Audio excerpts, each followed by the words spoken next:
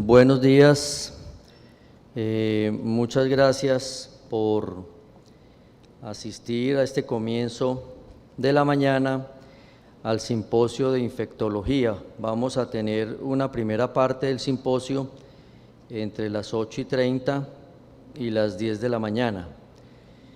La primera charla es tuberculosis, avances en diagnóstico y tratamiento. Nos va a brindar esta charla el doctor Diego Sánchez. El doctor Sánchez es médico cirujano de la Universidad de Caldas, especialista en medicina interna de la Universidad de Caldas, especialista en enfermedades infecciosas de la Universidad de Antioquia, máster en infecciones en el servicio de urgencias, docente de posgrado de la Universidad de Caldas y de la Universidad de Manizales e infectólogo del CES y el Hospital Universitario de Caldas y Hospital Santa Sofía. Bienvenido, doctor Diego Sánchez, y muchas gracias. Bueno, muchas gracias. Yo voy a soltar este micrófono para... ¿Con qué podré pasar?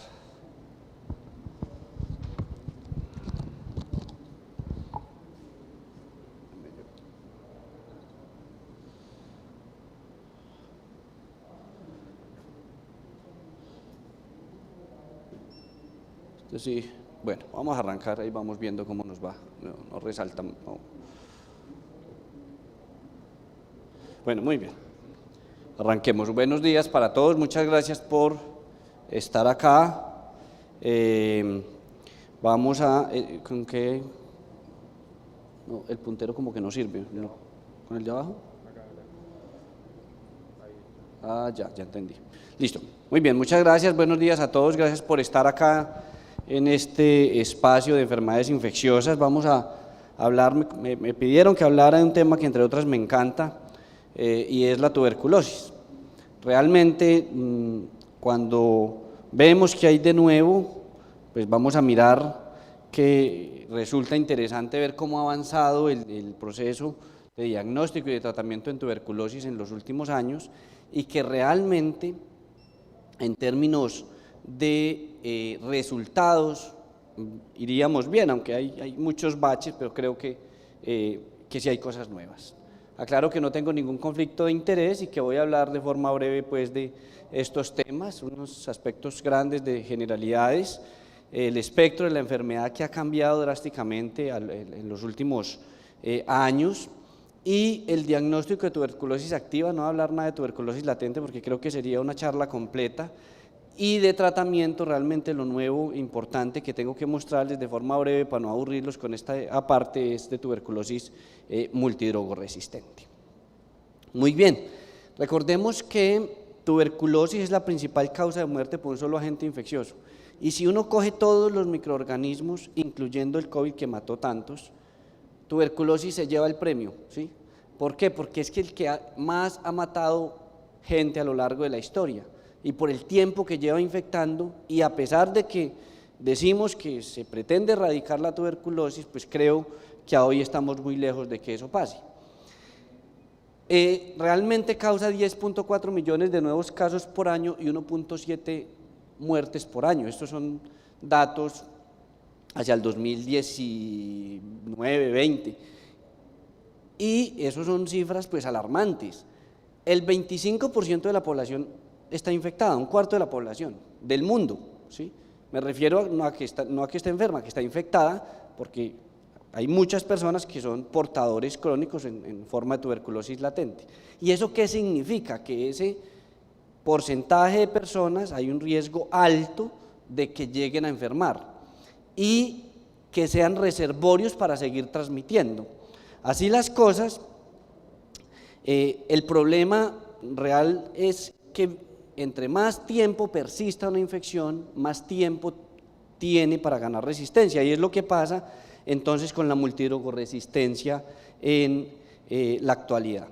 Y hay dos problemas grandes que le suman a este que ya venía, y es el VIH y el incremento de diabetes como dos patologías que le dan un riesgo elevadísimo al paciente de reactivar.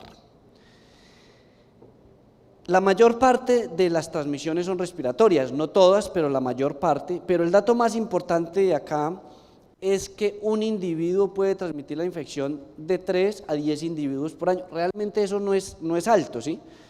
Pero resulta que todos los individuos más o menos tardan un año desde que empiezan los síntomas hasta que se hace el diagnóstico. Eso dice que al menos habrá infectado de 3 a 10 individuos y que por ende va a persistir la cadena de transmisión. Por fortuna, la eficacia de la transmisión es baja, es decir, si hay un infectado transmitiendo y solo infecta 10, pues es bajito durante un año, pero lo que nos rescata de alguna manera es que la progresión de a tuberculosis activa solo pasa entre el 10 y el 15%, se da en los primeros años, aunque eso cambia si el paciente es HIV, como les voy a mostrar ahora. Persiste de por vida, es decir, si yo tengo tuberculosis latente, muy seguramente muchos de los que estamos acá la tendremos el riesgo de por vida de que se reactive en algún momento. Estos datos son bien importantes. Mire que Colombia se ubica en este grupo de los de 20 a 49, ¿sí? 20 a 49 por cada 100.000 personas año.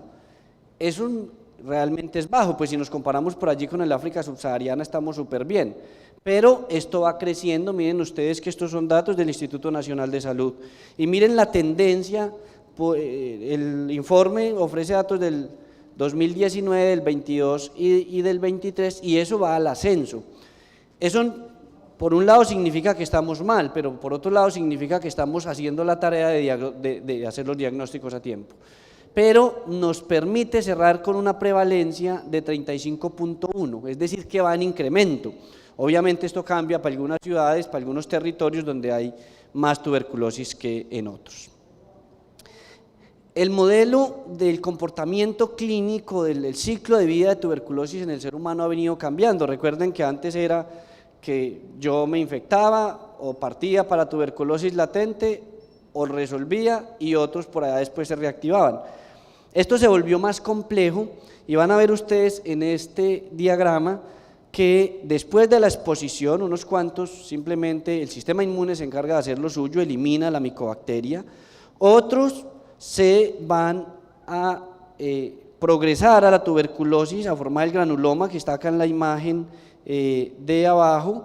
Miren ustedes que de estos aún hay una buena población, incluso muy grande, que pueden eliminar esa infección, pero hay dos conceptos nuevos acá que son bien importantes: la tuberculosis incipiente y la tuberculosis subclínica.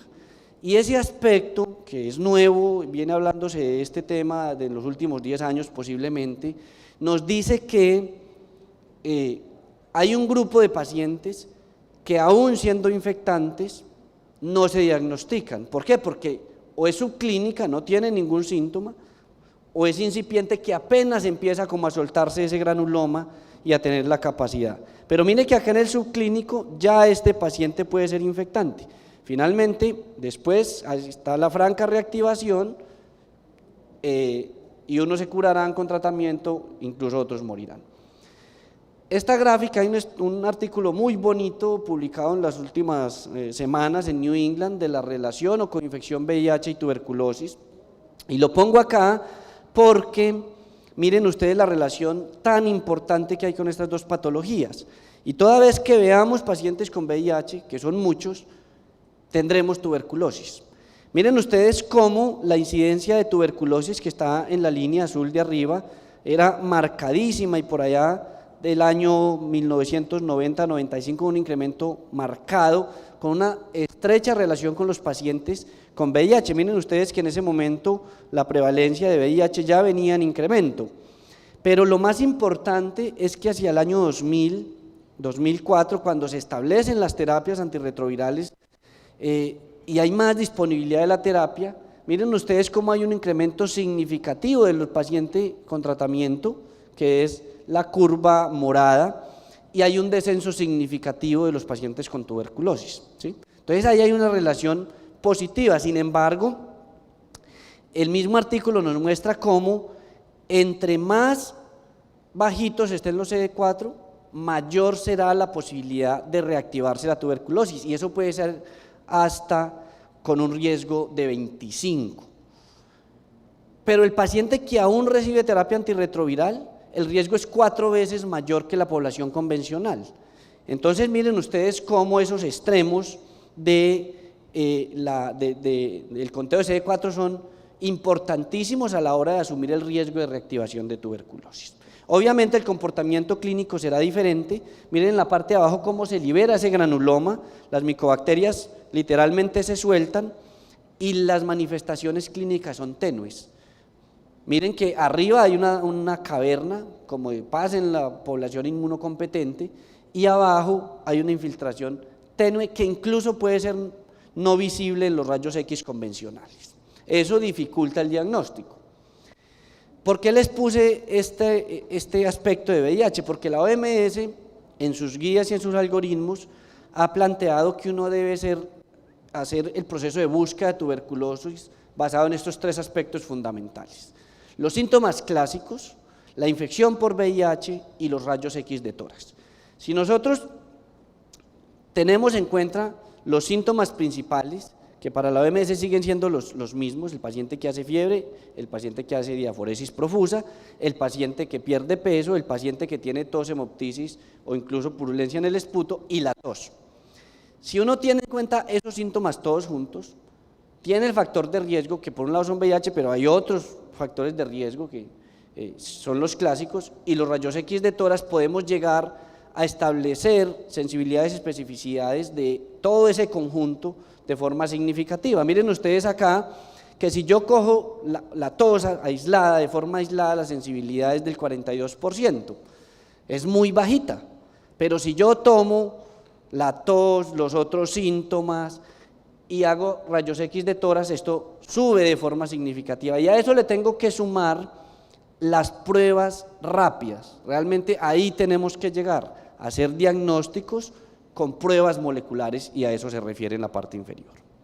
Miremos entonces, esta guía es buenísima, se la recomiendo, está ahí abajo, todos los algoritmos posibles que uno puede hacer dependiendo de la población, dependiendo de los factores de riesgo, y lo divide si es con VIH o sin VIH, y de ahí es que salen los algoritmos que nosotros tenemos en nuestra resolución.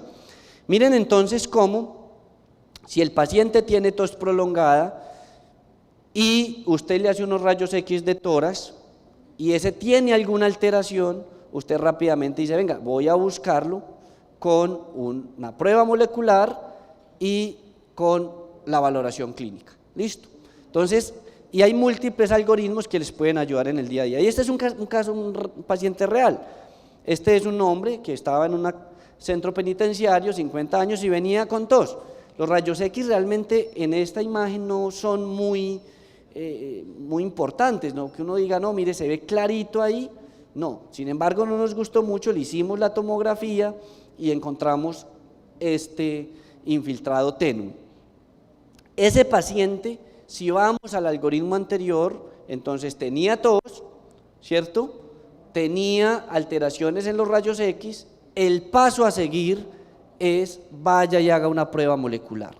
Miren que acá no está la baciloscopia, y es posiblemente el mensaje más importante que vamos a dejar al final de esta charla, y es: hay que migrar a las pruebas moleculares. Las tenemos. ¿Qué diagnosticamos en tuberculosis? Nosotros en tuberculosis tenemos que diagnosticar, lo primero es saber si el paciente tiene infección o no tiene infección, o tiene enfermedad o no tiene enfermedad. Lo segundo que diagnosticamos es si el paciente tiene tuberculosis, si esa tuberculosis es susceptible o no al tratamiento convencional. Y en últimas, tenemos que establecer un plan de seguimiento, es decir, yo tengo que decirle a ese paciente si con el tratamiento que le estoy ofreciendo se está mejorando, ¿sí? Y muchas veces ese seguimiento exige hacer estudios, que son el SIL-Nielsen, la baciloscopia y ocasionalmente una prueba molecular. También tenemos que preguntarnos en dónde está la tuberculosis, porque es que me pasa que me encuentro, me dicen: doctor, pero ya descartamos tuberculosis, ya 3 baciloscopias negativas, pero el paciente tiene la misma fiebre, tiene el mismo escalofrío, y sigue igual de fregado, y uno dice: no señor, venga que hay que buscarlo, porque si el paciente tiene el 20% de las tuberculosis que están por fuera del pulmón, no la vamos a demostrar tomándole muestras al pulmón. Le podemos hacer un lavado broncoalveolar, le podemos hacer lo que queramos, no la vamos a encontrar. Y ahí hay que desarrollar la habilidad clínica de ir a buscar. Los infectólogos siempre pensamos en tuberculosis en todos lados. Si encontramos una masa en una rodilla, piensa en tuberculosis. La encontramos en el retroperitoneo, piensa en tuberculosis, porque es que ahí está, ahí la encontramos. Y haciendo ese ejercicio es que finalmente llegamos a esos diagnósticos que muchas veces son difíciles. Miren ustedes cómo ha evolucionado el diagnóstico de tuberculosis. Y vamos desde 1882, cuando Koch llevó el informe y dijo, vi la micobacteria, ¿sí?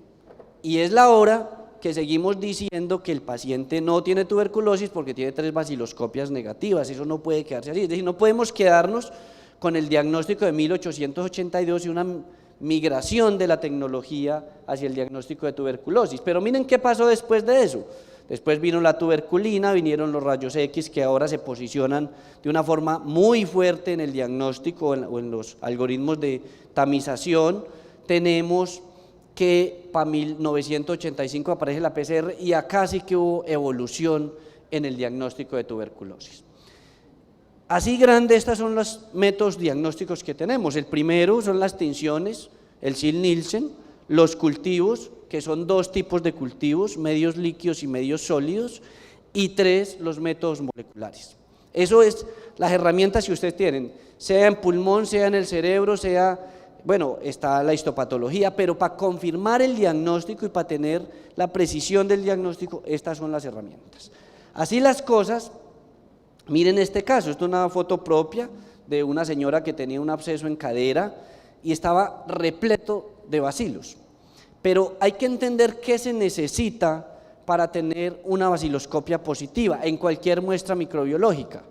Lo primero es que para usted ver el bacilo en una tinción, tiene que tener entre 5.000 y 10.000 microorganismos por mililitro de tejido, de pus, de lo que sea. Una caverna tiene hasta 10 a la 7, está repleta, es decir, una caverna es facilísimo hacerlo. El paciente expectora y ahí salen. Pero un paciente que tenga unos infiltrados tenues, el paciente que tiene compromiso de la columna, el paciente que tiene compromiso renal, que tiene compromiso de la pleura, difícilmente vas a ver una baciloscopia positiva, eso será casi que imposible. Así las cosas, la sensibilidad es muy baja, que va entre el 22 al 43%. Yo por eso les digo a mis residentes, a mis médicos, ojo, usted no puede decirle al paciente que no tiene tuberculosis porque tenés 3 baciloscopias positivas, porque se te va a ir a infectar a otros, ¿sí? Eso tiene que entenderse, y si yo le hago 3, mejoro hasta cerca del 70%, sigue siendo muy bajito, se me escapa 30% de esos pacientes. Obviamente, si me sale positivo, la posibilidad será muy alta y solo me resta descartar que hayan otras micobacterias en esa muestra microbiológica o que haya una contaminación, pero esa posibilidad es realmente baja. Muy bien, y estos son los medios de cultivo. Recuerden que desde el 2020 migramos de los medios de cultivo convencionales, que son esos tubitos verdecitos que se ven ahí en la imagen, que son medios sólidos, a los medios líquidos. Y acá el rendimiento en términos generales no es mayor. Lo que realmente cambia en estos medios de cultivo es que vos tenés un diagnóstico más oportuno. Sigue siendo demorado porque tenés que esperar hasta 6 semanas que termine el proceso de incubación del medio líquido. Sigue siendo demorado, pero es mucho mejor que las 8 semanas del medio sólido. Normalmente se demoran, empiezan a crecer entre la primera y la segunda semana, y ya con ese informe preliminar, pues uno dice, pues, oiga, ya hay tuberculosis, entonces vamos a tratar. Ojo, que los medios líquidos no permiten diferenciar la morfología de las colonias, ahí pueden haber otras micobacterias, no permiten ver qué tanto es el crecimiento, los tubitos verdecitos hay veces que se llenan, no les cabe una colonia más, entonces uno sabe, mire, este paciente tiene una carga micobacteriana altísima.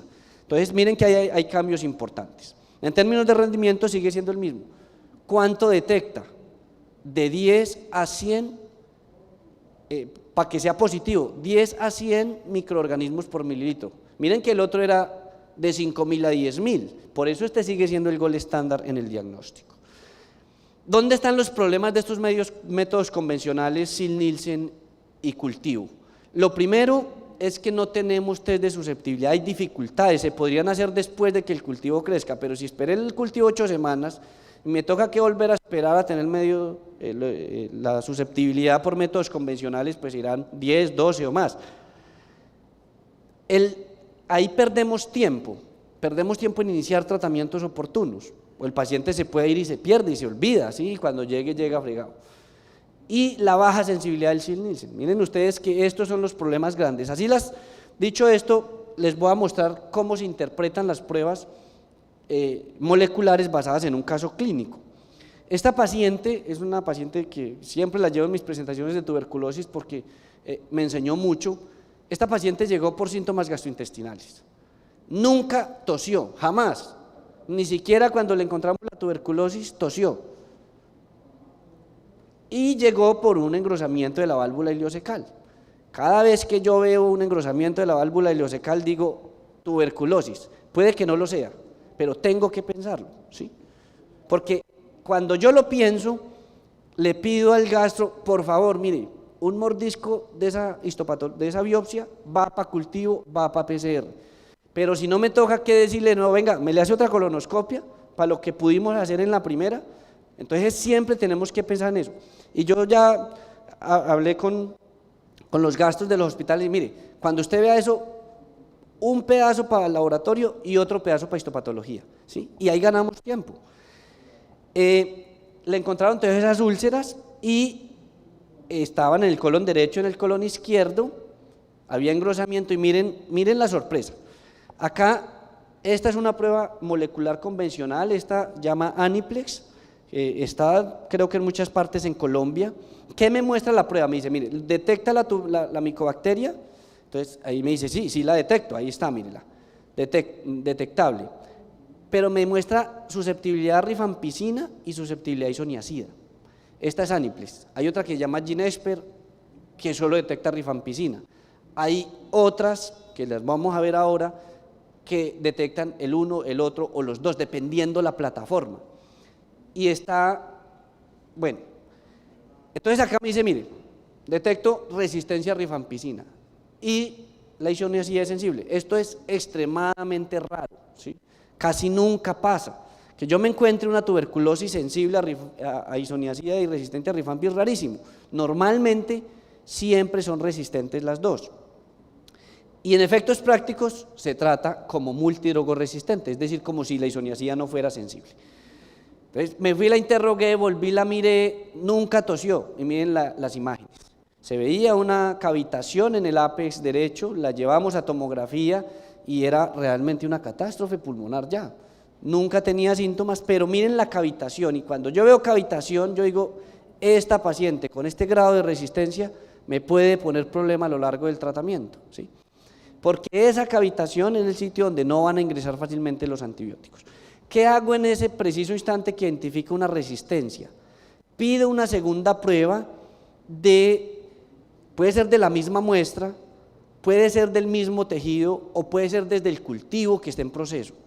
Pero tengo que pedirla y decirle al laboratorio, mire, necesito pruebas adicionales. Entonces esta prueba, que es el mismo Aniplex, la hicimos desde el lavado broncoalveolar, aprovechamos que podíamos tomar esa muestra, y me dice, mire, sigue siendo resistencia a rifampicina, es decir, es congruente, el mismo microorganismo, pero es sensible a isoniazida, sensible a quinolonas y sensible a inyectables. Esto me hace la vida más fácil. ¿Por qué? Porque yo sé que si voy a utilizar los medicamentos de abajo, me va a ir mejor, incluyendo las quinolonas. Y hay otras pruebas que ya están disponibles, incluso algunas en Colombia. Miren ustedes, en esta tabla que es de los documentos de la OMS, vemos cuál es la sensibilidad y la especificidad de esas pruebas. Y antes teníamos Ginesper sola, detectaba 116 unidades formadoras de colonia por mililitro, un poquito inferior al cultivo, muchísimo mejor que el Sil-Nielsen.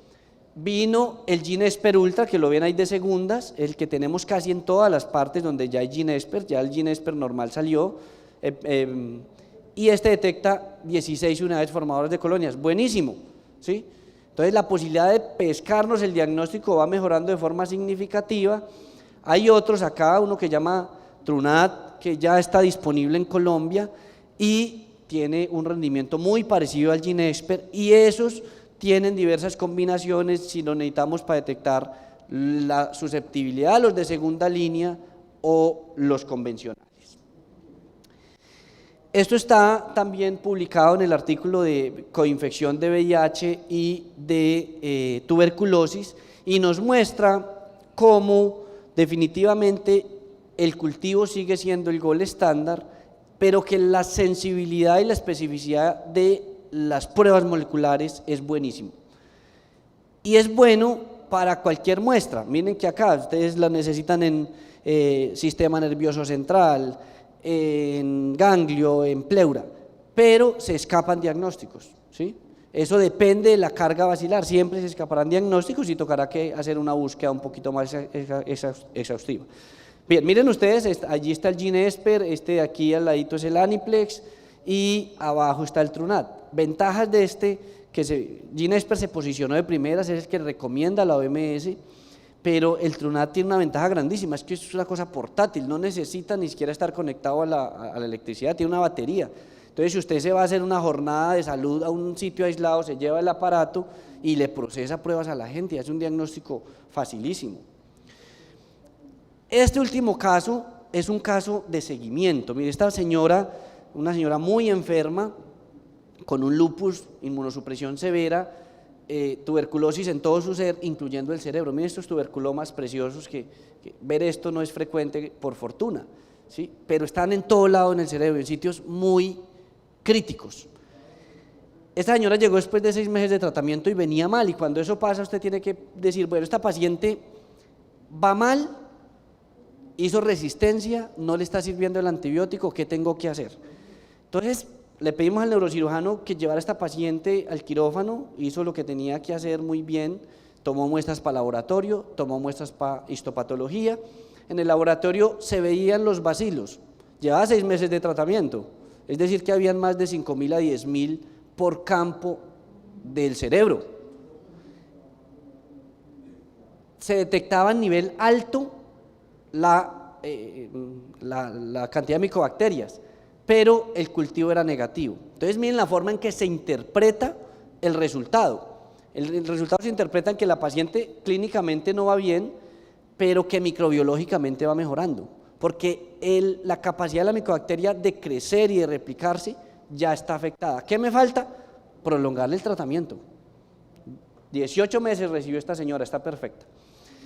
¿Qué ha demostrado utilizar la biología molecular en vez de los métodos convencionales? Que se mueren menos, que se curan más y que se pierden menos gente del seguimiento. ¿Listo? Entonces hay que pasar a los métodos convencionales. Recordarles que hay hemocultivos de micobacterias, y esos hemocultivos de micobacterias, ese estudio lo demostró en África, donde siempre investigan tuberculosis, que si yo hago al menos 2 cultivos de micobacterias, elevo la sensibilidad. Entonces siempre hay que hacer al menos 2 hemocultivos de micobacterias en pacientes sépticos.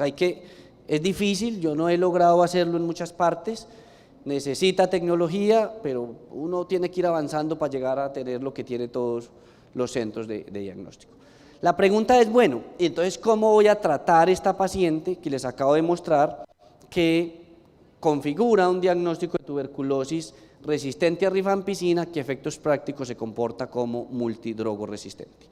Me tomo 5 minutos para terminar. Esto era lo que teníamos en las guías del 2013, un esquema de medicamentos que era supremamente tóxico.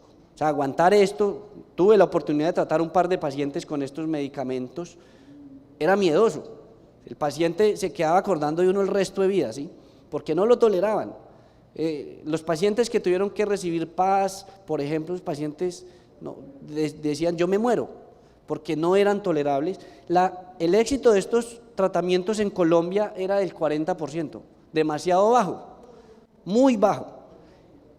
Por fortuna evolucionamos a partir del 2019, la OMS empieza a publicar unas guías donde consolida todos los estudios que hay en tuberculosis multidrogoresistente. Nosotros tenemos la resolución 227 del 2020 que ya acorta un poquito esos tratamientos y mejora la situación.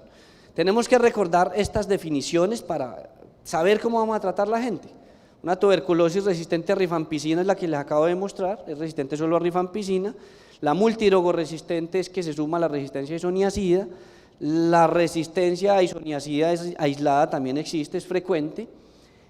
Y hay dos definiciones acá importantes, o tres. Polirresistencia, que es que hay resistencia a más de uno, pero no son isoniazida y rifampicina juntos. Pre-XDR o preextensamente multidrogoresistente, que es que hay un MDR, es decir, rifampi, isoniazida, más una quinolona, y acá me quedaron igual, la de arriba es solo la quinolona, la de abajo es con otro antibiótico, la extensamente resistente. Esto es un problema, esto de abajo ya es un problema.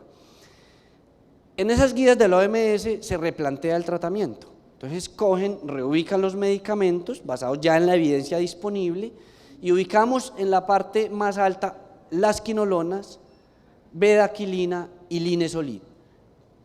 Tratamiento muy eficaz, ya vamos a ver que tiene problemas de toxicidad. En el grupo B está clofazimina y hacia abajo otros antibióticos que eventualmente pueden ser de mucha ayuda. Muy bien. Esto se estudió, un estudio muy importante publicado donde dice cuál es el papel de cada uno de los antibióticos en el tratamiento y eso hace que ubiquemos de alguna manera estos antibióticos en determinado grupo, en el A, en el B y en el C. Este es el esquema que tenemos en Colombia, estos son los antibióticos que tenemos en Colombia. Problema de este esquema de Colombia, miren, estas son las dosis, el documento es copiado del documento que es horrible, entre otras. Este tratamiento, acorde a las guías que tenemos o al documento, el tratamiento dura 18 meses, pero de aquí, de las nuevas guías, empezamos a ver que definitivamente hay mejores antibióticos. Entonces este es el esquema, mire, 6 meses de 4 medicamentos que incluyen quinolona, linezolid, bedaquilina y clofazimina, y los últimos 14 a 16 meses, que a lo que decía este documento, nos íbamos con 3 o 4 medicamentos, al menos con 3. Problema de esto, bueno, estas son las dosis, se los dejo ahí por si las quieren tener, pero les recomiendo que bajen los algoritmos y los documentos. Miren por dónde vamos, y este es el verdadero cambio de la tuberculosis multidrogoresistente. Pasamos de medicamentos del 2013 con 40% de eficacia, una toxicidad miedosa, ¿sí?, a 18 a 20 meses con antibióticos mejor tolerados, pero vamos acá, a 6 meses de terapia, todos orales, de mejor tolerancia. Entonces el avance acá es grandísimo, con un éxito terapéutico que va de 80 a 90%. Pasamos del 40, oigan pues, a uno del 90%, todos orales. Simplemente tienen que recordar que para uno ofrecer un tratamiento antituberculoso adecuado, tiene que cumplir con esto, que al menos hayan 4 antibióticos eficaces, que 2 de ellos sean los principales, 2 de ellos ayuden, y que tengan buena actividad bactericida precoz, que en el esquema convencional es isoniazida, y que tengan buena capacidad esterilizante. Esa esterilizante significa que elimina las bacterias latentes y evitan el riesgo de recaída. Así las cosas, todos los otros antibióticos cumplen con esas características, por eso es que simplificamos a 4 tratamientos y nos fuimos a 6 meses. 2 estudios fundamentales para esta toma de decisiones, el BIPAL y el BIPAL-M. Se los dejo ahí, muy interesantes, no les voy a dar los esquemas porque los aburro, pero también se los dejo. Son tratamientos mucho más sencillos, mucho más cortos, bien tolerados y menos tóxicos. Acá está el problema del asunto. Miren ustedes qué pasó con linezolid. Linezolid, ya se me escapó, acá abajo, esta era la toxicidad, altísima. El problema del linezolid que salió en el BIPAL era que lo dieron 600 cada dosis. Luego vino el segundo estudio, que es la diapositiva anterior, BIPAL-M. Ese estudio nos enseñó a usar linezolid en tuberculosis. Lo damos 600 al día, igual de eficaz, menos tóxico. Obviamente sigue siendo un problema y tienen que vigilar el linezolid. Hay pacientes que no lo toleran, al mes, mes y medio, la polineuropatía los tiene fregados. Listo. Conclusiones: hay que incrementar la búsqueda de tuberculosis. Los infectólogos siempre pensamos en tuberculosis en todo lo que vemos. El diagnóstico diferencial está siempre ahí. Se debe avanzar en el diagnóstico de biología molecular. Miren que nos toca que empezar a abandonar el SIL-Nielsen. El SIL-Nielsen nos sirve para seguimiento, pero para diagnóstico siempre vamos con biología molecular.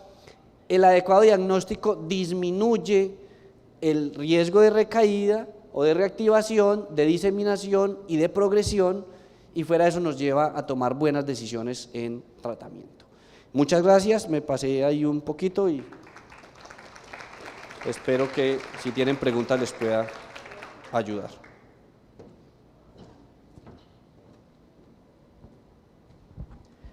Muchas gracias, doctor Sánchez, por su ilustrativa charla.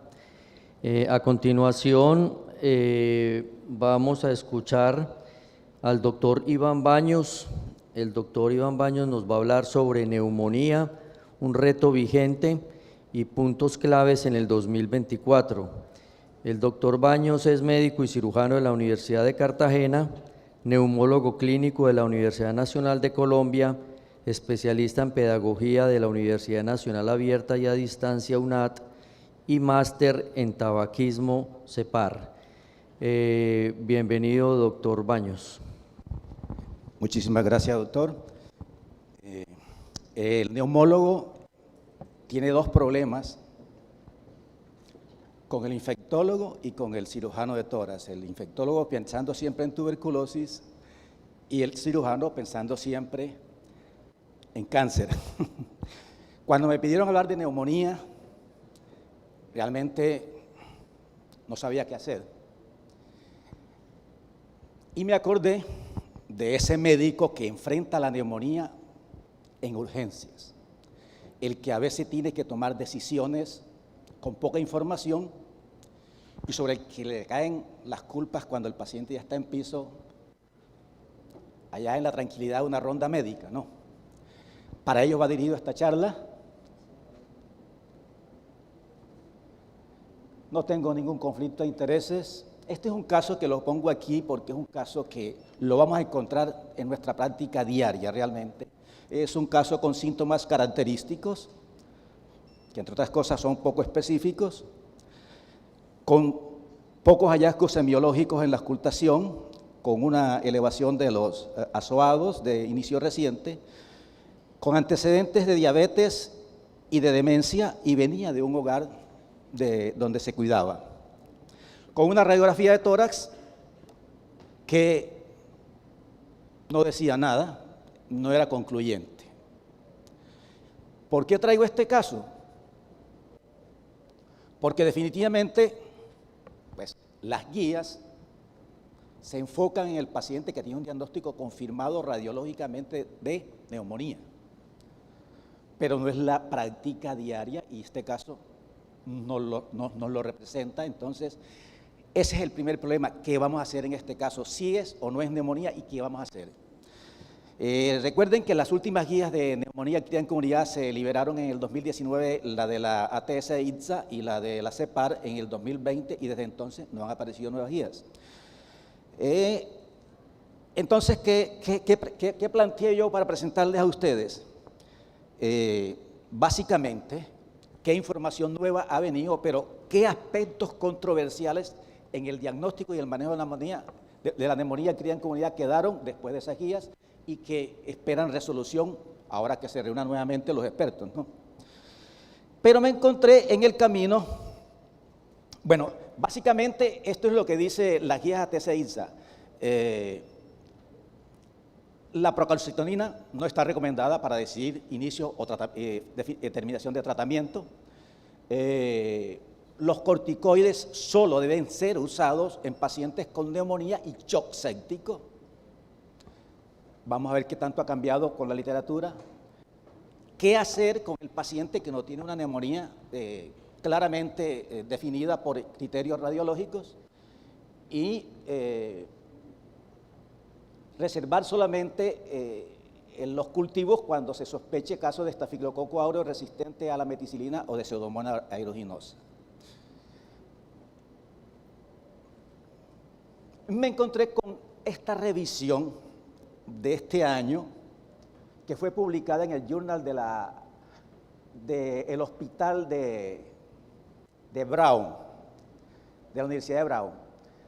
Y esta autora intentó dar respuesta a esos interrogantes que quedaron después de la publicación de las guías, haciéndose 4 preguntas fundamentalmente. ¿Cómo debemos diagnosticar la neumonía en pacientes con neumonía adquirida en la comunidad y radiografía de tórax no concluyente? ¿Cómo debemos seleccionar el antibiótico? ¿Debemos agregar corticosteroides en casos de neumonía adquirida en la comunidad grave, no solamente en aquella que está asociada con shock séptico? ¿Y tiene la procalcitonina un papel relevante para la definición de neumonía o para iniciar tratamiento? Y dando respuesta a la primera pregunta, ¿cómo debemos diagnosticar la neumonía en pacientes con neumonía adquirida en la comunidad y radiografía de tórax no concluyente? Bueno, neumonía es todo aquello que produce inflamación del parenquima pulmonar, de tal manera que no siempre pensemos que siempre son infecciosas, aunque en la gran mayoría lo son, y si le comenzamos tratamiento antibiótico no estamos cometiendo ningún pecado. Pero hay que pensar que el término neumonía implica otras posibilidades y esas generalmente son de resolución del neumólogo. Aunque empecemos inicialmente en neumonía infecciosa, de tal manera que si nos atenemos a ese criterio, el gol estándar debería ser la histología, pero eso en la práctica clínica no lo hacemos, sino en casos muy, muy raros y que ya estamos pensando en otras posibilidades. De tal manera que ante esa circunstancia, pues es la radiografía o las imágenes diagnósticas son el gol estándar y de estas la placa de tórax, la radiografía de tórax simple es el primer examen a hacer. No tenemos por qué estar haciendo tomografía axial computarizada para diagnóstico de neumonía por varias razones, porque primero son costosas y segundo no la disponemos en todas partes. Entonces, ¿qué pasa entonces en el caso nuestro cuando esa radiografía de tórax no es concluyente? Como en nuestro caso, pues tenemos que pensar qué podemos hacer. Fácil sería, hagámosle una tomografía y punto. De hecho, yo me encuentro con pacientes con una neumonía clásica en una radiografía de tórax que además tiene una tomografía axial computarizada. O sea, el sobreuso de un recurso costoso, radiante y que le mete miedo al paciente, debemos de alguna manera modularlo. Entonces, esta es una publicación de un estudio que se hizo para evaluar, para encontrar en principio buscaban ellos encontrar como una escala que le pudiera dar peso al diagnóstico de neumonía y con base en esa escala generar un algoritmo que me pudiera permitir definir en qué pacientes debo proceder con la tomografía, en qué pacientes no debo hacerla porque definitivamente no es neumonía y en cuál paciente fue suficiente la radiografía del tórax y ya no necesita tomografía. De tal manera que ellos se fueron a un estudio previo que se había hecho en Francia, en los que se les hizo sistemáticamente a todo radiografía y tomografía. Ese estudio buscaba establecer la sensibilidad y especificidad de la radiografía y se supo pues, que tiene una muy baja sensibilidad, aunque una especificidad un poquito mayor. Basado en eso, ellos tomaron 317 pacientes, sin mando estoy, y el primer ejercicio que hicieron fue tomar un panel de expertos formado por infectólogo, neumólogo y radiólogo para definir si los casos eran neumonía probable, neumonía confirmada, neumonía excluida, o sea, 4 categorías, y ellos definitivamente, prácticamente, la mitad de esos casos los consideraron neumonía confirmada y la mitad neumonía excluida. Y esa opinión de los expertos la contrastaron con el diagnóstico del clínico en su momento y se encontró pues que el clínico tenía una sensibilidad muy alta, pero una especificidad baja y un valor predictivo positivo muy pobre de 57% y un valor predictivo negativo de 78% con un área bajo la curva de 0.60. Eso ya estaba hecho. El trabajo de ellos a partir de ese momento fue generar ese score, y el score pues se basaba en cosas simples, tos, dolor torácico, y le dieron peso a eso. Finalmente encontraron que con base en ese score estratificaban a los pacientes con baja probabilidad, menos de 3 puntos, y a ese paciente pues se le excluía la neumonía. Alta probabilidad, más de 5 puntos, y no se le hacía TAC, ya estaba el diagnóstico confirmado. Y en los que tenían el área de penumbra 3 a 5, pues simplemente a eso sí le íbamos a hacer el TAC. Y se lo hicieron de su población, más de la mitad quedaron en esa categoría, y se encontró que de 69 pacientes a los que se le confirmó, el grupo de expertos había dicho que tenía neumonía en 90 pacientes, es decir, tampoco fue en todos. Pero que eso era muy alto comparado con pocos casos positivos, que fueron 10 en los 79 pacientes en los que los expertos dijeron no hay neumonía. Aún en los que los expertos dijeron que no había neumonía, hubo casos también positivos en la tomografía. De tal manera que la tomografía tampoco es que nos resuelva el problema de un todo, pero al menos se encontró que con este algoritmo la sensibilidad mejoró mucho, ahí la pueden ver, comparado con la sensibilidad de los clínicos. La sensibilidad aumentó a un 73%, la especificidad aumentó a un 89%, el valor predictivo positivo fue muy alto, lo mismo que el valor predictivo negativo, es decir, el TAC en circunstancias adecuadas nos ayuda demasiado. Esa es la curva que representa pues, el área bajo la curva. Por supuesto que el TAC, siguiendo ese algoritmo, era mucho mejor que lo que el clínico podía decir solo. Y la otra herramienta que podemos disponer y nos puede ayudar es el uso de la ultrasonografía. El ultrasonido, pues, está disponible en la urgencia, se puede ubicar al lado del paciente, no irradia, es menos costoso. Y este es un metaanálisis en donde se encontraron 21, es una revisión de 21 metaanálisis y un estudio clínico en el que se encontró muchas cosas. Básicamente los escenarios en los que se utilizó, de los diferentes estudios eran muy variados, era consulta externa, urgencia, UCI, diferentes niveles de experticia del que hacía el estudio, había gente novata, había gente experimentada, entonces es muy difícil tomar conclusiones cuando esto es así. ¿Y qué se encontró? Que tiene pues una sensibilidad bastante alta, una especificidad bastante alta, pero fíjense que el último estudio que está ahí abajo, el único estudio clínico se encontró que se hizo en niños, pues niños es diferente a adultos, pero resalto este estudio porque en el caso del estudio de los niños, lo que se trataba de hacer era que el ultrasonografista hacía la radiografía. Si consideraba que eran neumonía y el clínico que atendía al paciente quedaba conforme con eso, le evitaba al niño, al paciente, la radiografía, la radiación. Pero si no, él hacía la radiografía. ¿Qué se buscaba con este estudio? Tratar de reducir lo más que se podía el uso de radiación en niños. ¿Y qué se logró? ¿Qué se observó? Que en un 38% de los casos se evitó la radiografía y se confirmó el diagnóstico de neumonía con ultrasonido.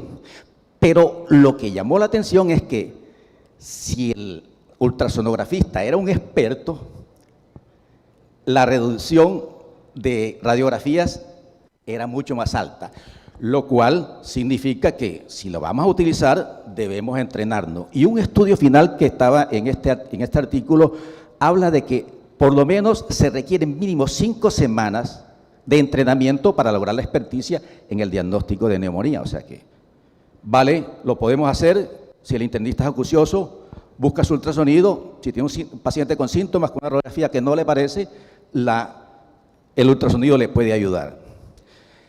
La segunda pregunta es, ¿cómo seleccionar el antibiótico? Recuerden que quizás el dato más clave de las guías IRSA-TS del 2019 fue que se excluyó ese concepto de neumonía asociado a los cuidados de salud, porque eso desató un sobreuso de antibióticos de amplio espectro, lo que conllevó a muchos efectos tóxicos y a veces a pobres desenlaces en neumonía. Y definitivamente INSAT abandonó esa clasificación y determinó que los pacientes se iban a manejar o se iba a ampliar el espectro hacia Staphylococcus aureus, meticilino resistente o a Pseudomonas cuando hubiera pues algunos criterios que lo hicieran pensar, ¿no? De tal manera que las guías establecen que las formas leves o moderadas las vamos a manejar con beta-lactámicos asociados a un macrólido, y las formas graves que se hospitalizan solamente vamos a considerar ampliar el espectro para cubrimiento de Staphylococcus aureus o Pseudomonas aeruginosa cuando se den ciertas condiciones, como por ejemplo que el paciente ya haya tenido un episodio previo con esos gérmenes mostrando resistencia o su presencia, o el paciente hubiese estado hospitalizado en los últimos 90 días. Básicamente esos eran los criterios que decía ATC-INSA, y de hecho hay una publicación reciente de New England Journal en donde nos muestra esto un poquito más claramente, estratifican 4 grupos, y de hecho los 3 primeros grupos no tienen por qué incluir ni uso de linezolid ni antibiótico con espectro que cubra Pseudomonas. Es decir, con las beta-lactámicos más un macrólido logramos manejar adecuadamente el mayor porcentaje de neumonía adquirida en comunidad. Pero a veces estos criterios de hospitalización en los últimos 90 días o quizás que venga de un área de cuidado de salud, se pueden quedar cortos. Entonces existen algunas reglas de predicción o algunos scores que me pueden predecir la posibilidad de que el paciente tenga patógeno resistente a droga. Este es un metaanálisis o una revisión sistemática de muchos estudios en los que se encontraron aproximadamente se evaluaron 12 reglas de predicción que nos permiten determinar resistencia a antibiótico y definir si el paciente requiere cubrimiento para Pseudomonas o retirarlo incluso. Estos fueron los estudios, fueron 12 estudios, pero llama la atención este último estudio, que básicamente tiene en cuenta una serie de elementos que incluyen, ahí se ven unos criterios mayores y unos criterios menores, y establece un puntaje, y un puntaje por encima de 4 habla de la necesidad de hacer cubrimiento para patógenos resistentes a drogas, que no son comunes en neumonía adquirida en comunidad. ¿Y qué se encontró con este estudio? Se encontró que se pudo evitar el uso de antibióticos para cubrir Staphylococcus aureus en un porcentaje importante de los pacientes, y se pudo reducir el uso de la necesidad o evitar el uso o retirar los medicamentos que cubrían Pseudomonas. Recuerden, son más costosos, son más tóxicos, y si se deben evitar, pues se evitan.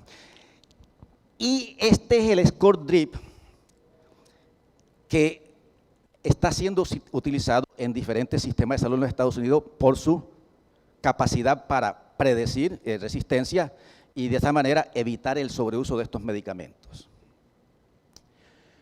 La otra pregunta era, ¿debemos agregar corticosteroides en casos de neumonía activa en la comunidad grave? Recuerde que las guías decían solo para shock séptico. Hay una publicación muy reciente, esto está en el New England Journal del año pasado, y básicamente lo que se hizo fue aplicar dosis de hidrocortisona de 200 miligramos día versus placebo por entre 8 y 14 días. Eso quedaba a criterio del médico tratante en pacientes que llenaron los criterios de neumonía grave.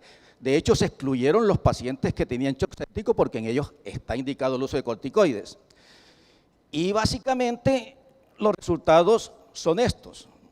Hubo una gran diferencia en mortalidad a 30 y a 90 días en el grupo de neumonías graves sin shock séptico que recibieron el corticoide, en este caso hidrocortisona. Fíjense que arriba está la mortalidad a 30 días y abajo la mortalidad a 90 días y la diferencia se mantiene de manera importante. Aquí lo vemos también en la necesidad de intubar a esos pacientes cuando se usó la hidrocortisona. En el paciente que llegó sin necesidad de intubación inicial o en el paciente que ya estaba requiriendo ventilación no invasiva. En ambos grupos de pacientes se evitó la intubación en un grupo importante de pacientes versus el grupo placebo.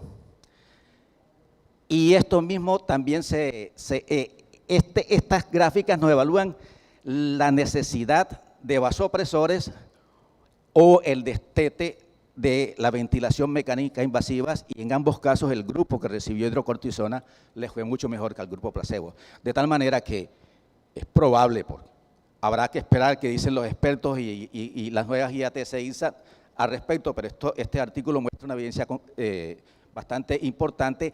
Aclara que hidrocortisona, no podemos hacer conjeturas sobre otro tipo de corticoides porque el estudio no incluyó sino la hidrocortisona. Y en cuanto a eventos adversos, muy pocos eventos adversos, algo de hiperglicemia porque nos puso en riesgo la vida de los pacientes. Y por último, la procalcitonina. ¿Qué tanto nos sirve la procalcitonina? ATC-INSA dice que no se debe utilizar. Vamos a ver qué dice la información nueva. En realidad, la procalcitonina se usa mucho. De hecho, se cree que en Estados Unidos se abusa de la procalcitonina y a pesar de que la evidencia no es contundente. Fue una publicación del Clinical, ya casi no veo, que básicamente revisó el papel de la procalcitonina con el fin de determinar si los niveles elevados podían distinguir neumonía bacteriana de neumonía viral. Y en ese caso definir si poníamos antibiótico o no poníamos antibiótico. De 40 estudios que se encontraron, pues realmente la muestra inicial es muy grande siempre, luego se van eliminando por duplicación, porque realmente son astras, en fin, y 40 estudios finalmente, 12 que incluyeron 2.408 pacientes, aportaron datos suficientes para definir sensibilidad y especificidad de la procalcitonina en neumonía adquirida en comunidad. Y ellos establecieron como punto de corte para su análisis estadístico, los estudios podían no ser, pero ellos cogieron los estudios que ojalá tuvieran 0.5 como punto de corte y los que estaban cercanos pues los aproximaban. Por eso fue que quedaron 12 estudios de los 40 estudios. Y básicamente, ahí están las gráficas en donde realmente es muy variable la sensibilidad y la especificidad, es decir, tenemos puntos a uno y otro lado de la línea, de tal manera que la conclusión de este estudio es que con esa sensibilidad y especificidad tan variada es difícil utilizar esta herramienta para la toma de decisiones. De tal manera que como conclusión final, pues hay que pensar que cuando la neumonía no es clara en la radiografía, tenemos opciones, o tomografía o ultrasonido. Ojalá racionalizar el uso de la tomografía de acuerdo con el algoritmo que aquí planteamos o que plantearon estos autores. Segundo, estas reglas de predicción, sobre todo esta del Dr. Webb, puede ayudarnos en la decisión de o no iniciar el cubrimiento para Pseudomonas y estafilococo meticilino resistente en neumonía o quitarlos en caso de que ya pues, se lo hayan puesto, ¿no? Y definitivamente la hidrocortisona puede ser útil en los casos de neumonía adquirida en comunidad severa. La hidrocortisona, otros corticoides y sus dosis no se recomiendan porque no se han estudiado. Y finalmente, pues, la procalcitonina como que seguirá, como dice ATC-INSA, no recomendada para uso en el inicio o en la suspensión de tratamiento para neumonía adquirida en comunidad Muchísimas gracias.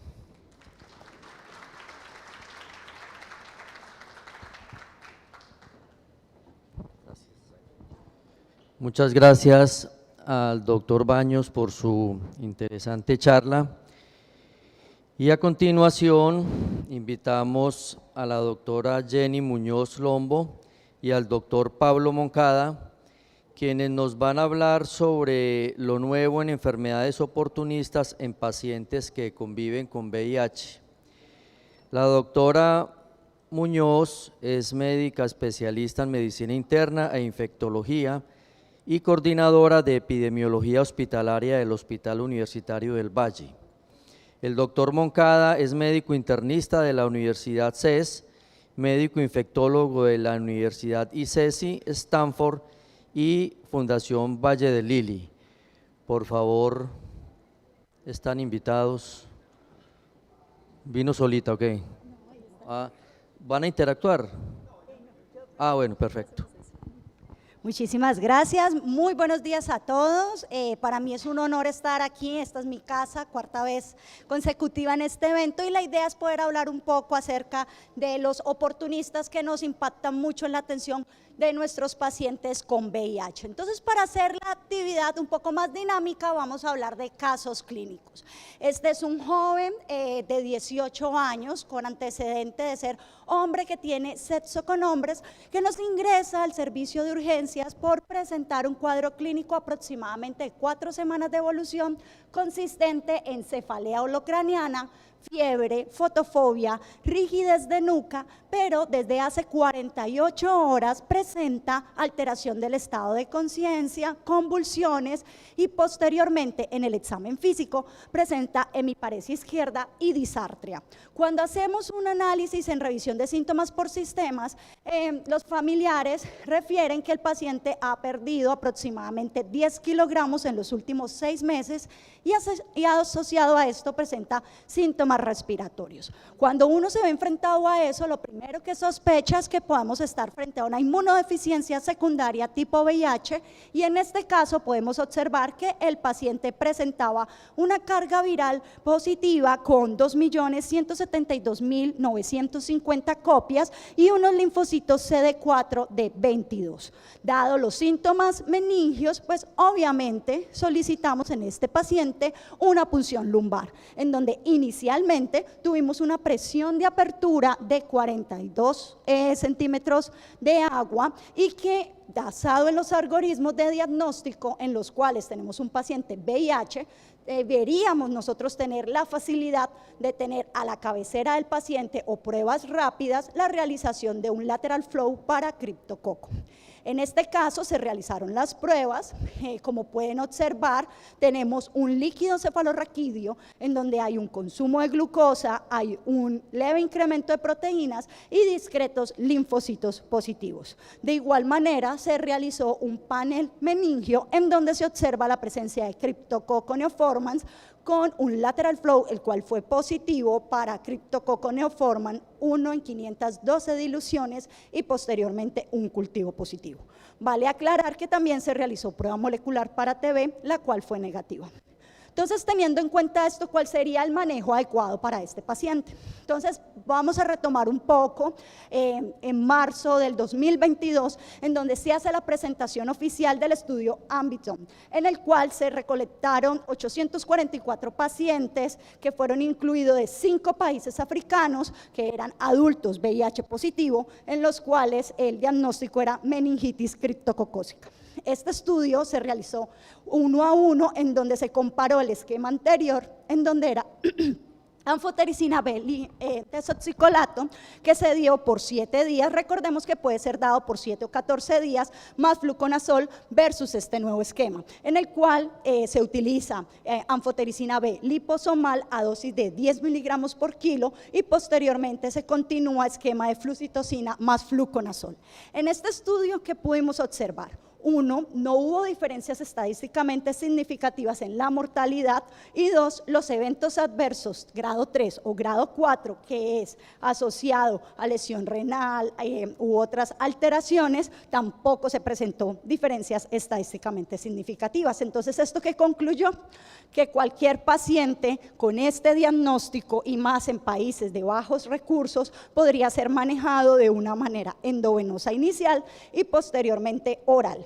Entonces salen estas guías este año. Estas son las guías mundiales para manejo de la criptococosis. Entonces, enfocado a los pacientes VIH, podemos ver los diferentes esquemas. Recordemos que no todos nosotros tenemos disponibilidad de anfotericina B liposomal.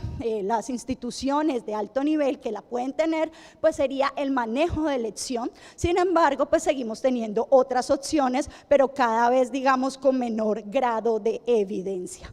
Entonces, teniendo en cuenta estas guías, podemos observar que existen diferentes escenarios clínicos y que debemos, en estos casos, descartar complicaciones como lo pueden ser los criptococomas. Estos tratamientos deben ser recibidos inicialmente por 2 semanas en la fase de inducción, y en la fase de consolidación dejar fluconazol entre 400 a 800 días por 8 semanas, y posteriormente continuar con dosis de mantenimiento que también va a variar entre 6 a 12 meses.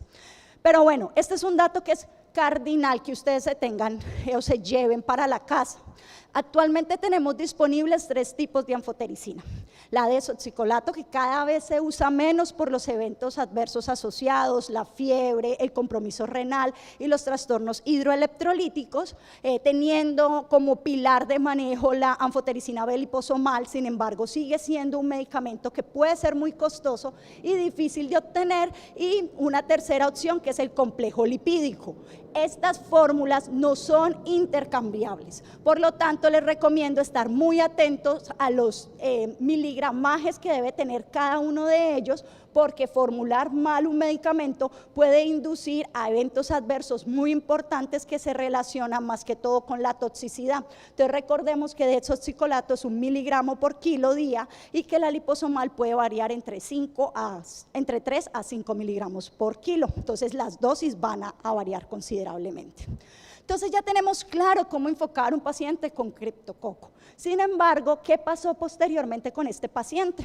Habíamos visto una mejoría clínica considerable, el paciente ya interaccionaba, se encontraba en mejores condiciones, pero posteriormente a esto presenta cefalea orocraniana, fotofobia acompañada con diplopia, náuseas, vómito. En este caso ya se empezó a observar una disminución de la audición, y al examen físico había rigidez del cuello y de las extremidades inferiores. Entonces, cuando estamos en este caso, pues ¿a qué nos estamos enfrentando? Dimos el tratamiento correcto en las recomendaciones de las guías, pero ¿qué está sucediendo? Pues resulta que cuando estamos enfrentados a este tipo de procesos infecciosos tenemos 2 posibilidades. La primera es que el paciente, por las complicaciones graves, pues fallezca. En este caso el paciente sobrevivió, y dada esa situación tenemos 3 escenarios. 1, que estemos frente a una infección persistente. 2, que estemos en un proceso de recuperación que se encuentra en curso. Y 3, que estemos frente a un cuadro de síntomas recurrentes. Cuando estamos frente a esta situación, nosotros nos tenemos que hacer varias preguntas. 1, ¿será una recaída microbiológica? 2, ¿será un iris o un síndrome de respuesta inflamatoria? ¿Tendremos otra infección que no hemos logrado identificar o diagnosticar? ¿Tendremos un paciente que quedará con síntomas persistentes, o tenemos problemas en la presión de apertura? Entonces, para tener claro esta situación, traigo a ustedes las definiciones de cada uno de estos conceptos. Recordemos que estos 5 escenarios van a primar de que hubo una mejoría inicial, no solo clínica, sino también con cultivo de líquido cefalorraquídeo para hongos negativos. Recordemos que este va a ser y seguirá siendo el pilar diagnóstico para este tipo de situaciones, porque nos va a permitir objetivizar a qué nos estamos enfrentando. Entonces, el primer escenario, recaída. En la recaída lo que vamos a observar es que el paciente se le hace una nueva punción lumbar y se evidencia cultivo positivo. En el síndrome inflamatorio paradójico vamos a tener que hay una asociación con el inicio de la terapia antirretroviral. Entonces recordemos que en estos casos la gran mayoría de pacientes no se ha visto expuesto previamente al uso de la terapia antirretroviral. Sin embargo, hay una población que es aproximadamente del 12%, en donde sí había estado expuesta, pero su adherencia no había sido la adecuada. Entonces podemos tener un nuevo inicio, podemos tener mejoría de la adherencia o necesidades de cambio frente a las resistencias. En este caso, ¿cuál va a ser como el punto de diferencia? El cultivo, el cual va a ser negativo. Tenemos un tercer escenario que es cuando se aumenta la presión endocraniana. En este caso, lo que vamos a tener es un líquido cefalorraquídeo que va a ser negativo. Vamos a hacer la punción lumbar en donde vamos a tener más de 25 centímetros de agua en la presión de apertura, pero no van a haber cambios en el citoquímico. Entonces, cultivo negativo, citoquímico normal. Y los síntomas van a mejorar cuando hacemos la punción lumbar. El último escenario es el síntoma persistente, en donde el cultivo es negativo, la presión es negativa, o sea, es normal y no hay alteraciones del líquido. Y ya nos queda la última, la infección persistente. Esta en gran medida se asocia a un manejo inadecuado inicial del paciente. ¿Qué pasa? A veces en los pacientes VIH que tienen CD4 muy bajos, como no han manifestado del todo los síntomas meningios o no hacemos un examen físico muy detallado, tendemos a pensar de que solamente tienen el antígeno sérico positivo y empezamos tratamiento con fluconazol, cuando en realidad estábamos teniendo a nivel de líquido cefalorraquídeo unos niveles positivos y esto va a llevar a que posteriormente presente una infección persistente. Entonces yo les hablaba previamente que tenemos varias opciones para el diagnóstico de una criptococosis en recaída. Entonces, si bien es cierto, las terapias disponibles de lateral flow, ya sea pues látex de aglutinación o por flujo laminar, pues tienen una excelente sensibilidad, casi es nula su especificidad. Entonces vamos a poder tener falsos positivos, vamos a tener dificultades porque algunos laboratorios no tienen las infraestructuras necesarias. Recordemos que la tinta china es un método que puede identificar todavía la presencia del hongo, pero estar muerto. Entonces tampoco puede ser una buena herramienta. Como vimos en el caso de nuestro paciente, las pruebas moleculares de PCR, FilmArray, han sido una herramienta muy útil para este tipo de diagnósticos, pero también, a pesar de que son rápidos de obtener, pues pueden tener pobre sensibilidad y se necesita al menos de una alta carga microbiológica para poder ser positivos en estos casos. Entonces, bueno, ya hicimos un diagnóstico, hemos ido enfocando los casos. ¿Cómo vamos a tratar estas situaciones? Entonces, ¿qué es lo más importante y lo cardinal en estos pacientes? El control de la presión intracraniana. Uno, recordemos, y esto es un mensaje para los estudiantes y para todos los que tenemos que vernos enfrentados a pacientes en el servicio de urgencia. La punción lumbar para hacer una adecuada manometría debe ser de cúbito lateral. Muchas veces por la facilidad anatómica hacemos las punciones lumbares de los pacientes sentados, como lo hacen los anestesiólogos, pero aquí fallamos para la realización del mismo. Entonces, si vamos a hacer manometrías, que en todas deberíamos hacerlo, se debe hacer de cúbito lateral. La punción lumbar debería ser diaria hasta que la presión de apertura sea normal. Muchas veces decimos, no, el paciente ya está como mejorcito, dejémoslo quieto. No, tenemos que hacerlo de manera concentrada, tenemos que hacerlo de manera programada. Sé que es difícil, a veces la logística, tenemos más de 30 pacientes, un servicio de urgencias colapsado, pero este es el éxito del tratamiento de estos pacientes. Si hay cefalea, inmediatamente hacer la punción con medición de presión de apertura. Y muchas veces pasa, no hay cómo hacer la medición inicial, entonces si tenemos un paciente que está dentro de las primeras 48 horas del diagnóstico, deberíamos programar una punción lumbar nueva para medición de apertura si no se hizo cuando se hizo el diagnóstico inicial. Eso para el manejo de la presión endocraniana. Tenemos también los pacientes que hacen recaída sin complicaciones. En este caso, ¿qué nos dice la guía?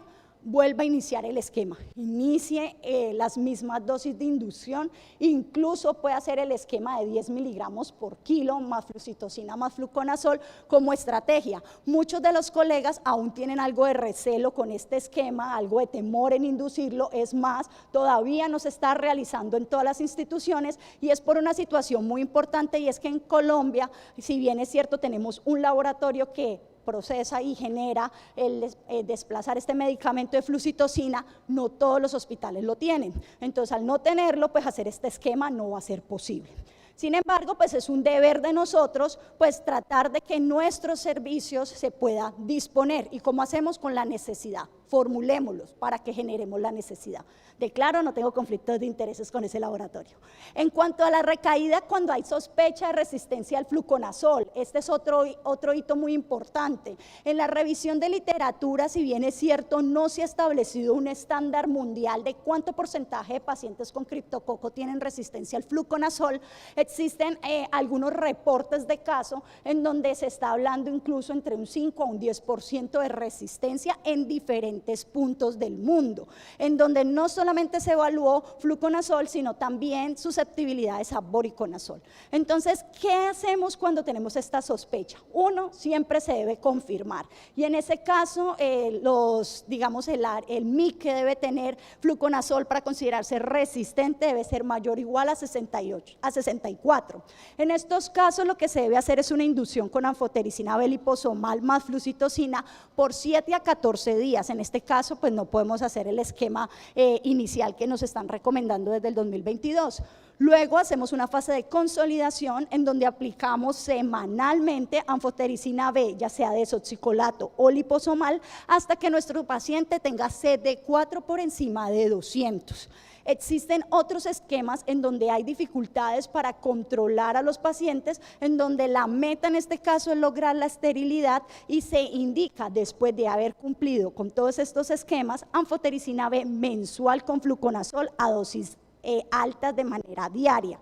Cada punto de MIC tiene una dosis diferente. Sin embargo, este no es el propósito, porque la idea es que si se enfrentan a esto, pues puedan solicitar la interconsulta pertinente con infectología. También es importante tener en cuenta que existen otras alternativas en los azoles. El principal azol que participa en esto es el voriconazol. Recordemos que tiene una excelente penetración a la barrera hematoencefálica, por ende es como la primera opción cuando tenemos cuadros de meningitis por criptococo. En segunda opción, obviamente un poco más costosa, pero que han empezado a reportarse casos en la literatura, es isavuconazol como una estrategia. Dejan de último posaconazol e itraconazol. Sabemos las dificultades que tienen para el paso en sistema nervioso central, pero también siguen siendo una opción.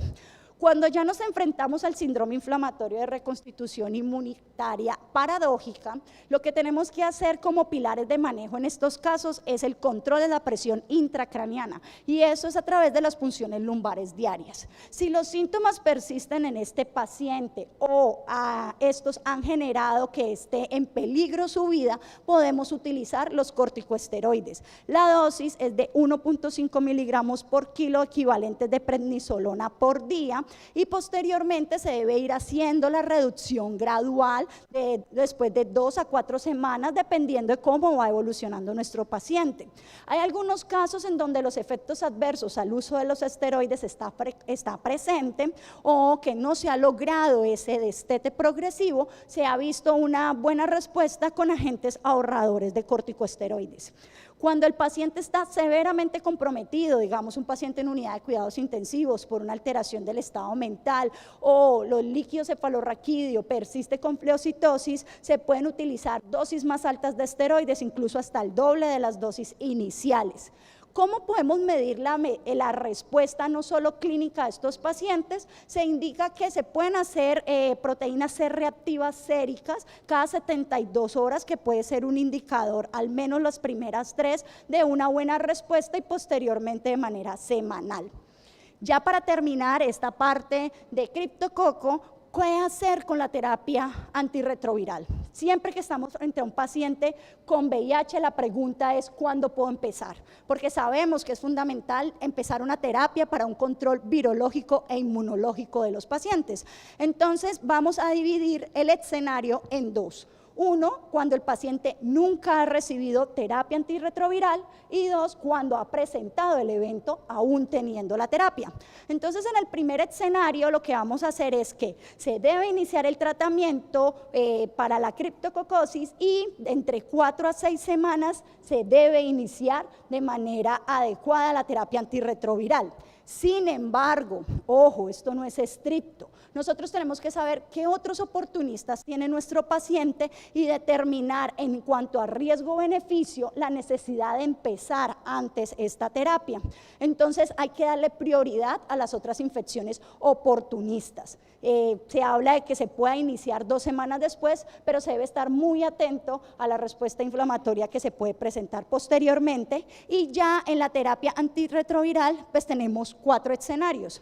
Uno, un comienzo reciente, el paciente lleva menos de un mes tomando el medicamento, ya sea adherente o no, ahí se debe suspender terapia, empezar el tratamiento antimicótico y entre 4 a 6 semanas reiniciar la terapia antirretroviral. Si el paciente está entre 1 a 3 meses, sea adherente o no, se puede continuar la terapia tratando de buscar otros oportunismos que no vayan a desencadenar o desenmascarar un iris. El otro escenario es que tengamos más de 3 meses, en ese caso se debe continuar la terapia, si falla el tratamiento debe suspenderse y reiniciarse entre 4 a 6 semanas, y el último, en donde tenemos más de 3 meses de tratamiento, pero con interrupciones al tratamiento por parte del paciente, pues se debe retrasar el inicio del mismo y esperar entre 4 a 6 semanas. Entonces, teniendo en cuenta eso, vamos a darle paso a Pablo, docente y gran amigo, para que continuemos con los demás oportunistas.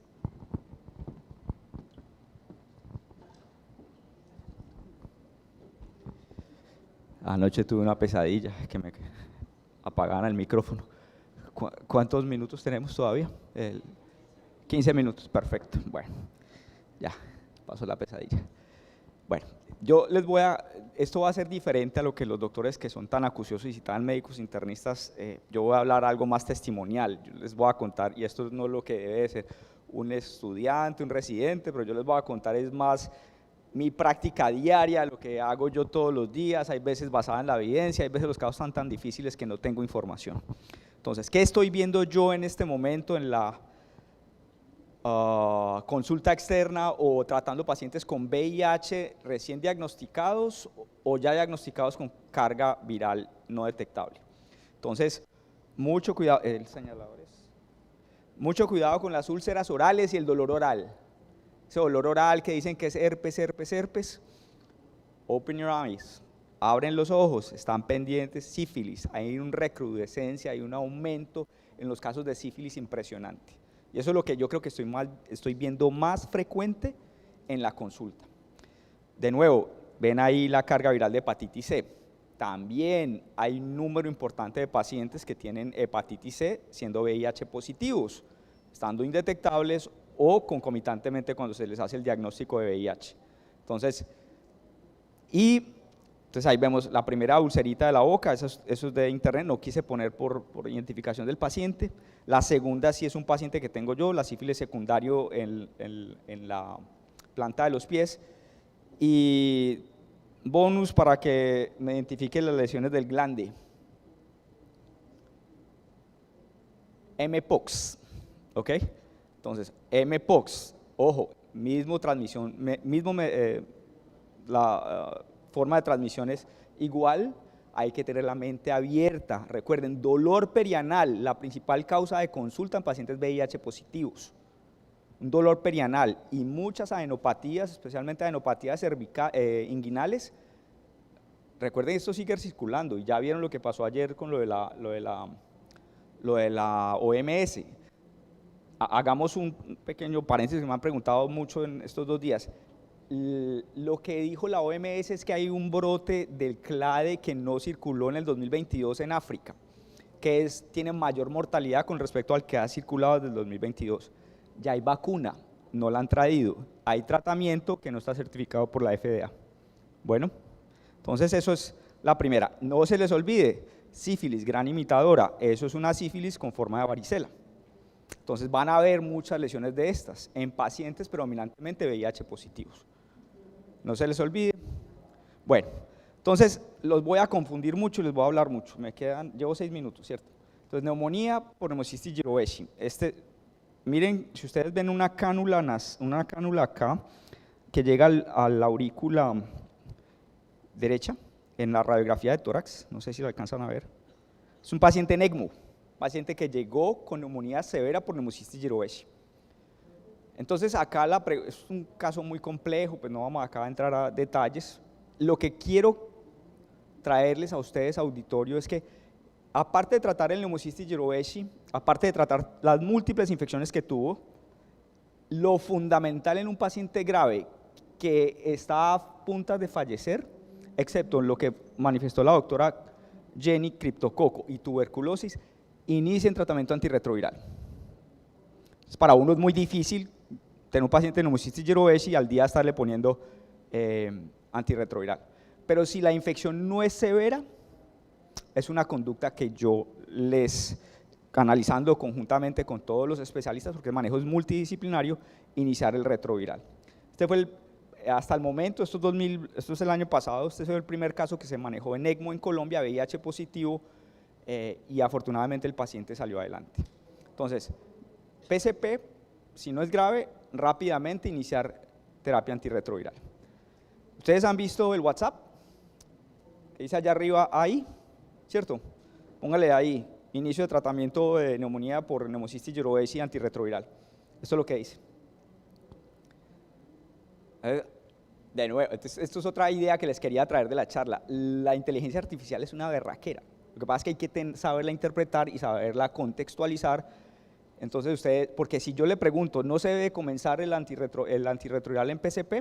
Me va a decir lo que yo quiero. Entonces hay que saberla interpretar. Pero ya la información está muy disponible para nosotros. Lo que pasa es que tenemos que aprender a navegar en este mundo excesivo de información. Grande de la charla, iniciar tratamiento antirretroviral.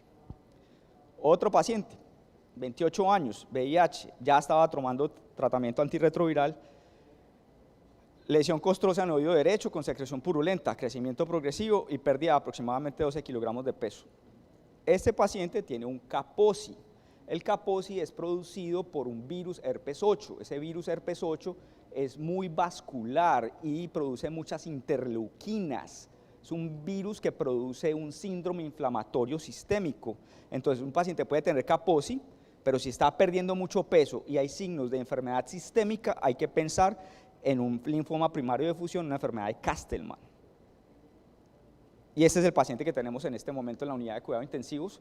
Ya tiene un Kaposi, ya le estamos dando doxorubicina liposomal y ya está con antirretroviral. Mire, es una infección diseminada, es un herpes 8, es un virus, no se les olvide. Hay que dar retroviral, hay que dar quimioterapia y hay que pensar en dar rituximab porque también puede tener un Castleman concomitantemente o un linfoma primario de fusión. Un estudio prolongado, entonces recuerden, Kaposi. Y como les digo, es un virus que puede producir muchas patologías. Estos son cosas diferentes que de pronto uno está tan acostumbrado a escuchar en lo referente a infecciones oportunistas, pero esto es últimamente los casos más difíciles que hemos manejado recientemente en la Fundación Valle del Lee. Y por último, faltando 3 minutos, un paciente de 39 años con VIH de hace 10 años sin terapia antirretroviral. Esta enfermedad, cuando ustedes tengan un paciente de nuevo con VIH, lo que primero tienen que decirles, analicen su estado inmunológico. Y 2, díganle, si usted se toma el medicamento, es juicioso y tiene buenos médicos, usted va a tener una vida relativamente normal. Si usted no asume su enfermedad, si no le dice a un familiar, si no le dice algo, usted es doliente de esta enfermedad y le da pena asumir la enfermedad o no asume eso, no toma la droga, no va a los controles y pasan estos casos. Entonces, cuando se haga un diagnóstico de VIH hay que decirle, usted prácticamente se puede curar si usted asume su enfermedad. Entonces, llega en muy malas condiciones generales, era una mujer el TAC de tórax con una hipoxemia, síndrome de pérdida de peso, pancitopenia. Y esa lesión en piel, ¿quién se anima a decirme un diagnóstico que no sea la doctora Jenny? Eso, bien, todos, histoplasma. Entonces, ojo con las lesiones de este tipo en pacientes con este compromiso. Este paciente, y esto lo manejó David, creo que en urgencias, el internista de acá de la fundación, creo que le pusieron anfotericina de entrada, inicio de anfotericina liposomal, pues con un paciente tan grave es difícil no poner antibiótico. A mí no me gusta, pero pues hay que quitárselo progresivamente. Se descartó tuberculosis con el lavado broncoalveolar y pues la paciente definitivamente estaba en muy malas condiciones generales, un linfocito CD4 en 5. ¿Qué hay que hacer con esta paciente? Rápidamente reconstituirla. Está en choque séptico, está con una pancitopenia, hay que ponerle anfotericina a dosis altas y aparte de eso hay que iniciar el tratamiento antirretroviral. Mire que tenía pancitopenia y nos tocó ponerle factor estimulante de colonias. Nosotros comenzamos retroviral relativamente después de 2 semanas, pero la guía de nuevo dice que usted debe comenzar retroviral lo más rápido posible, porque es que usted tiene una carrera, la infección oportunista, pero ¿qué está llevando el paciente a la infección oportunista? El VIH. Entonces, si usted saca la infección oportunista, usted le da anfotericina, pero ahí le están dando esteroides porque lo que mencionó ahorita el doctor está en la UCI, están cuidando. ¿Qué va a pasar? La tuberculosis puede reaparecer el citomegalovirus, entonces usted va en una carrera en contra del tiempo, 35 segundos. Vamos bien. Entonces, tratamiento antirretroviral, le mejoró la pancitopenia y les quería traer este trabajo que hemos hecho en la fundación con la doctora. El tratamiento de la histoplasmosis, tenemos una amplia experiencia en Colombia, en la fundación. El tratamiento de inducción es anfotericina B liposomal. Sin embargo, nosotros, la consolidación, algo parecido al criptococos con itraconazol, nosotros ha salido un estudio reciente que dice anfotericina liposomal una sola dosis y la consolidación con itraconazol. Nosotros acabamos de publicar este estudio donde utilizamos posaconazol porque tiene menos interacciones medicamentosas. Si ven ahí el número de pacientes VIH son pocos, pero en un estudio de 31 pacientes de posaconazol eso es como 2000 en un estudio de cardiología. Y la finalización del tratamiento fue mucho mejor en posaconazol por la tolerabilidad y la menor interacción con antirretrovirales y otra polifarmacia. Entonces, de nuevo, para finalizar, hay que tener presente, las infecciones son muy complejas, los pacientes llegan muy severamente enfermos, el infectólogo no es el único que lo trata, es un manejo multidisciplinario, hay que involucrar al hematólogo, al oncólogo, al intensivista, al neumólogo, al dermatólogo para la biopsia de la piel y hay que tener presente el inicio de tratamiento antirretroviral siempre basado en los riesgos, beneficios y la ponderación del síndrome de reconstitución inmunológica. Por último, no se les olvide, sífilis, hagan monitoría de hepatitis C y tengan presente el brote que está anunciando la Organización Mundial de la Salud de viruela del mono. Muchas gracias.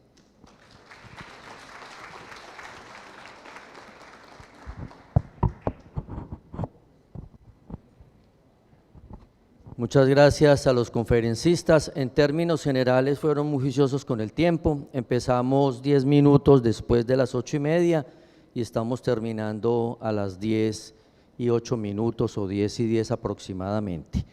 Esta sesión va hasta las 10:15 y luego hay un receso para un café para iniciar la segunda sesión a las 10:30. Tenemos unos 5 minutos de preguntas. Si están de acuerdo, 1 o 2 preguntas para los conferencistas que se pueden quedar en las sillas. ¿Alguien tiene alguna pregunta o nos vamos a tomar café? Doctores, los felicito, les quedó tan claro que no preguntaron. Muchas gracias.